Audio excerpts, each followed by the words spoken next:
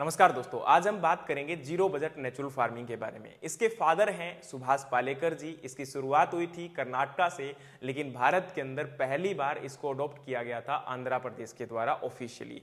लेकिन ये क्या है? तो जीरो बजट नेचुरल फार्मिंग यानी कि बिना किसी लागत के प्राकृतिक खेती।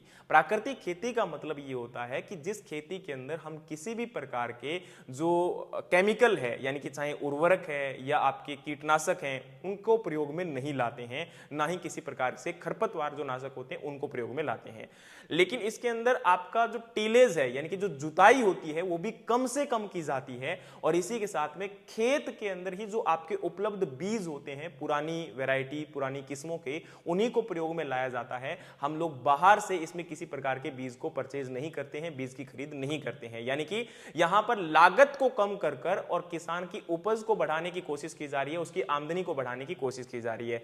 अब इसका मकसद ये है कि देखो, सबसे पहले तो किसान लगातार, खासकर भारत का किसान, कर्जे के नीचे दबता चला जा रहा है, तो उसका कर्जा कम करना। दूसरा, जुताई कम करेंगे तो आपका खेत के अंदर जो तेल का खर्चा होगा वो भी कम होगा।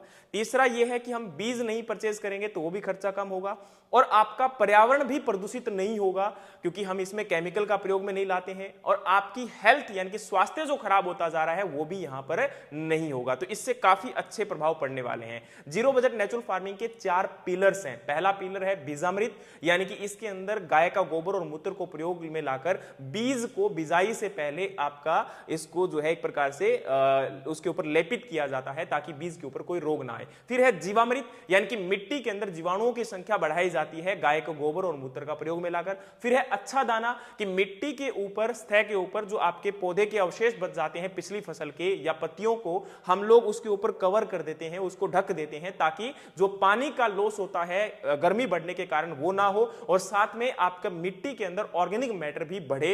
और इसके साथ साथ में हम लोग यहां पर नेक्स्ट 4th पिलर है वपसा, जिसका मतलब है मिट्टी के अंदर हवा और पानी का एक नियंत्रण, बैलेंस बनाकर रखना जरूरी है। इसी के साथ में इसका नुकसान यह है कि अगर हम लगातार ये खेती कर रहे हैं, इसके अंदर इनिशियल तौर पर बात करें तो काफी हद तक उत्पादन कम हो जाता है, और बढ़ती जनसंख्या के साथ उत्पादन जरूरी है। आपका वही कम होने के कारण फिर आने वाले समय के अंदर हो सकता है कि भोजन ज्यादा उपलब्ध ना हो पाए, और इसका उदाहरण हम लोग श्रीलंका को देख सकते हैं।